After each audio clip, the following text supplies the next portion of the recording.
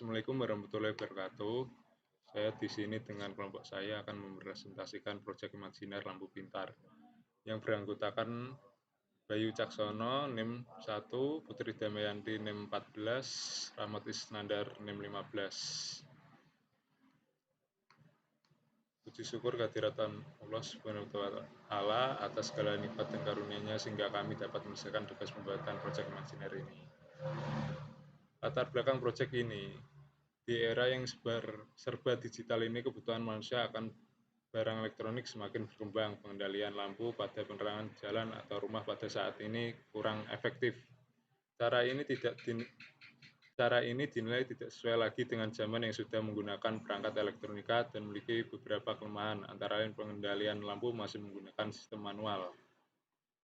Sensor cahaya bertujuan untuk penghematan penggunaan listrik yang biasanya seseorang lupa mematikan lampu penerangan sehingga menimbulkan pembuangan energi listrik yang sia-sia.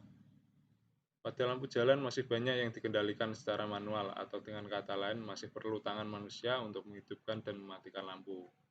Maka dibutuhkanlah suatu rancangan pada kendali lampu jalan untuk mengotomatiskan hidup dan mati lampu jalan sensor cahaya. Berdasarkan permasalahan tersebut, kami memberikan inovasi berupa lampu pintar, lampu penerangan dengan sistem kontrol cahaya, dengan kontrol sistem sensor cahaya. Tujuan dari terbentuknya proyek yaitu membuat sebuah inovasi yang berguna untuk masyarakat sekitar, mengurangi resiko kerugian daya listrik yang terbuang sia-sia, membuat jadwal pelaksanaan pembuatan produk yang terstruktur agar mendapatkan hasil maksimal. Ruang lingkup proyek. Dalam proyek ini, ruang lingkup meliputi meningkatkan inovasi mahasiswa dalam menemukan hasil karya yang dapat dimanfaatkan sebagai peluang usaha, untuk meningkatkan kreativitas dan penalaran mahasiswa dalam upaya kemajuan teknologi, meningkatkan efisiensi penerangan pada sebuah penerangan jalan ataupun perumahan, menciptakan produk inovasi baru dalam perindustrian dan teknologi. Selanjutnya akan dipresentasikan oleh teman saya. Deskripsi produk. Gambaran umum proyek. Inovasi yang bernama lampu pintar ini dibuat karena kami melihat sisi lain masyarakat akan kesadaran hemat listrik dan kebutuhan masyarakat yang semakin meningkat membuat kami berinisiatif untuk membuat lampu penerangan yang bisa menghemat energi, yaitu dengan cara membuat lampu pintar. Pada produk ini, lampu otomatis akan dibuat seminimalis mungkin dan harga yang terjangkau agar masyarakat tidak keberatan untuk membeli produk ini. Berdasarkan luaran yang diharapkan berupa hasil produk yang berguna, ada beberapa hal yang perlu diperhatikan demi tercapainya luaran tersebut, yakni meliputi desain produk, keunggulan produk, dan kajian pasar. Setelah mengetahui hal tersebut, baru dapat dicapai luaran yang diharapkan. B. Kelebihan dan kekurangan produk. 1. Kelebihan. Kelebihan dari rancangan produk ini ialah kegunaannya yang sangat efektif untuk membuat kesadaran masyarakat akan pentingnya hemat energi, yang akan menimbulkan pola pikir yang inovatif serta membuat kemajuan dalam bidang elektronik. Kekurangan. Untuk kekurangan produk ini yaitu karena produk lampu pintar ini sering terjadi error sistem yang tidak diinginkan. Bab 5. Aktivitas proyek. A. Deskripsi aktivitas proyek. 1. Prosedur pelaksanaan. Terlihat dalam bagan mulai tahap survei pasar dan bahan baku, tahap desain produk, pengemasan dan promosi, pengujian produk, jika lolos atau tidaknya produk, kemudian jika lolos, masuk ke pemasaran dan evaluasi, kemudian selesai.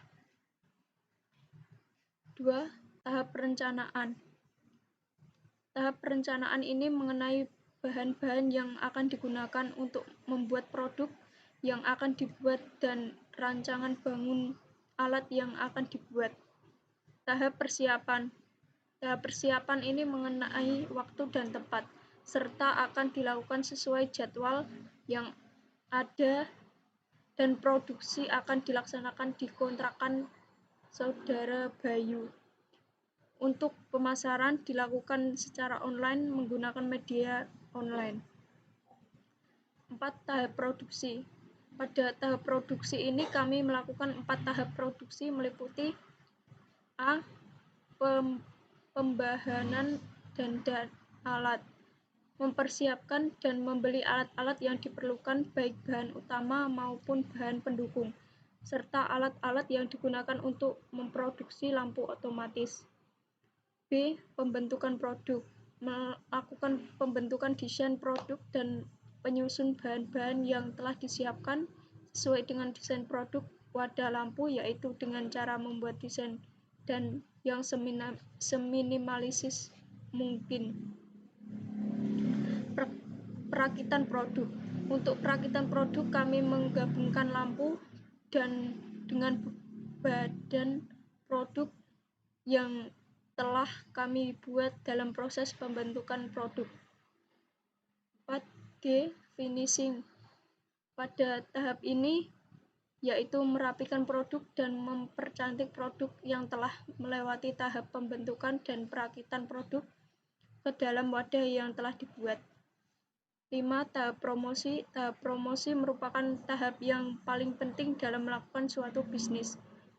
Pada tahap ini, kami melakukan pemasaran secara offline dan online. Untuk pemasaran offline dengan cara pengenalan produk kepada masyarakat dan calon pembeli di sekitar tempat di Kota Kudus guna memperkenalkan produk agar target pencapaian penjualan produk lampu dapat terpenuhi. Pada promosi yang dilakukan secara offline ini, kami tetap memperhatikan protokol kesehatan di era pandemi COVID-19. Sedangkan untuk online kami melibatkan influencer dan mempromosikan produk lewat media sosial seperti Instagram, Facebook, WhatsApp, dan lain-lain.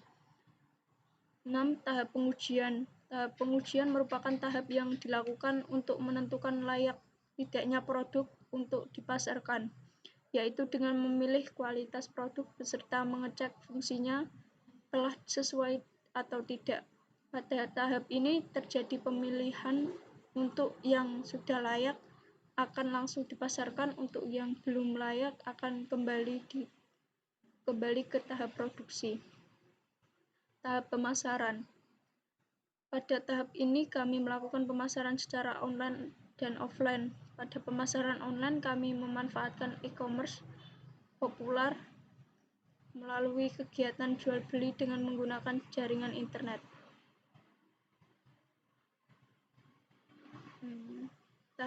8. Tahap evaluasi. Pada tahap ini merupakan tahap di mana hasil serangkaian kegiatan akan diidentifikasi kelemahan periode sebelum untuk diperbaiki dalam periode berikutnya, sehingga target dapat ditingkatkan dan dicapai. Mencakup 3 aspek target evaluasi, yaitu sistem produksi, produk, dan pemasaran. Selanjutnya akan dilanjutkan oleh teman saya. Presentasi dari teman saya.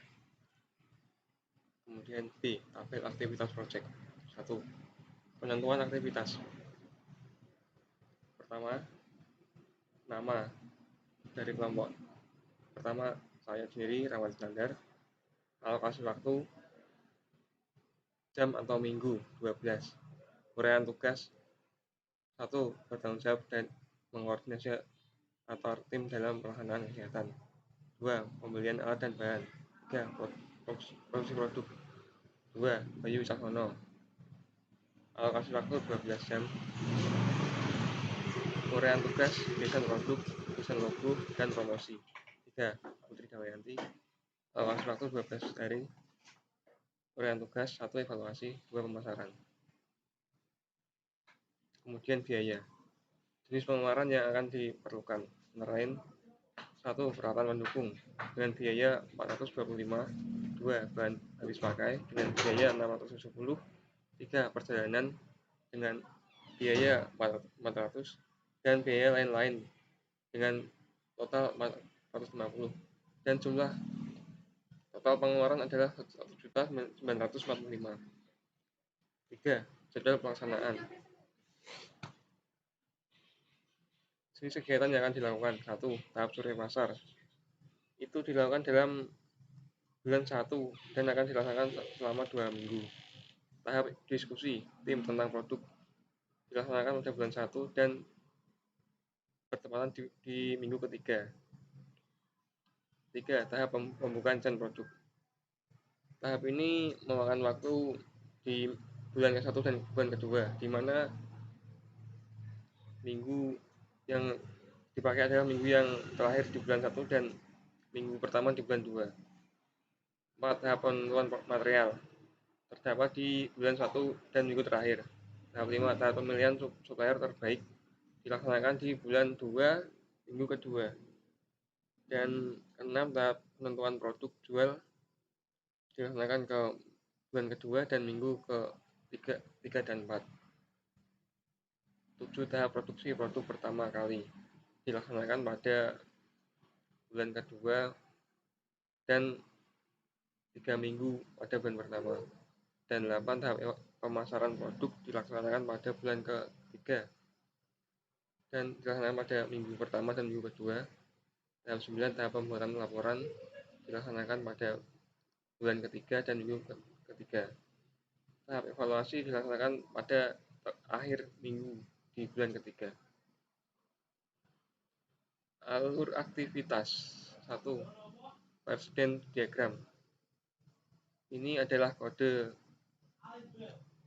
prosedur diagram A sampai C, di mana tahap itu kegiatan adalah yang ada di atas tadi, dan durasi ini sama dengan yang di atas tadi.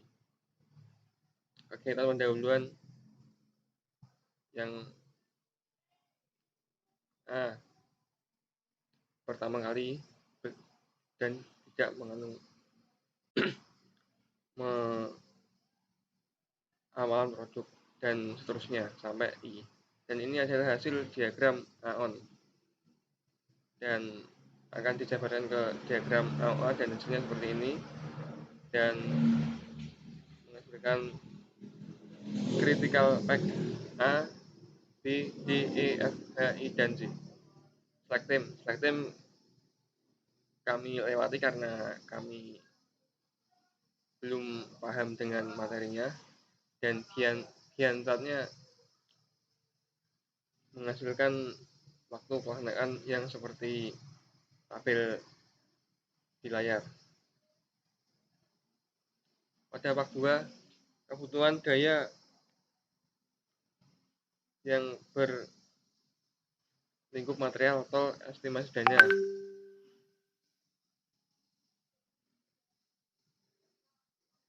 Jenis perlengkapan: tol, set listrik, gunting, cutter, lem, tembak, bor, PCB, pensil 2B, penggaris. Dan jumlahnya tertera di sini. Dan total keseluruhan dana tersebut adalah 425. Dan jenis bahan: Arduino Uno, sensor LDR, lampu LED, fitting lampu, relay, kabel, MCB, adaptor 12 volt, striker, PCB, terminal kabel, pipa lembaga, dan akrilik. Harga satuannya tertera di sini dan memiliki total keseluruhan 670. Dan ada tambahan lagi, yaitu transportasi. Transportasi ini menghabiskan total biaya Rp400.000 dan biaya lain-lain seperti promosi, cetak banner, dan lain-lain dengan total 450, dan total semua biaya adalah 1.945.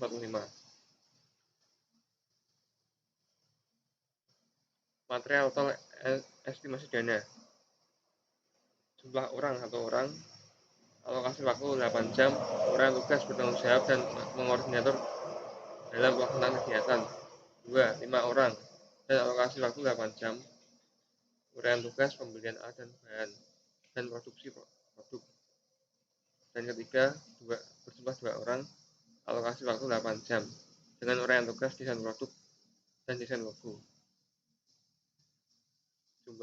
Dan kelima adalah 3 orang dengan alokasi waktu 8 jam dan uraian tugas evaluasi dan pemasaran. Dan yang ketujuh adalah master budget. Master budget ini adalah diambil dari data di atas, di mana nominal ini adalah pengeluaran-pengeluaran yang akan dikeluarkan dan memiliki sisa yang ada di sini. Dan diagram EVA kami lewati karena kita belum paham dengan materinya. Dan terakhir adalah kesimpulan. Kesimpulan pada objek imajiner kali ini kita jadi tahu dalam persiapan pembuatan proyek dan step-step yang harus dilakukan untuk persiapan pembuatan proyek. Dari proyek imajiner kali ini juga kita bisa tahu bahwa pentingnya dalam manajemen sebuah proyek dengan baik, di mana saat manajemen proyek dengan benar maka kita bisa melakukannya dengan baik dan efisien, karena kita dapat membagi tugas orang-orang yang akan bekerja, dan kiat juga dalam mengestimasi biaya agar tidak over budget. Sekian presentasi dari kelompok kami. Mungkin apabila ada kesalahan dan ada yang tidak benar mohon dimaklumi. Sekian, wassalamualaikum warahmatullahi wabarakatuh.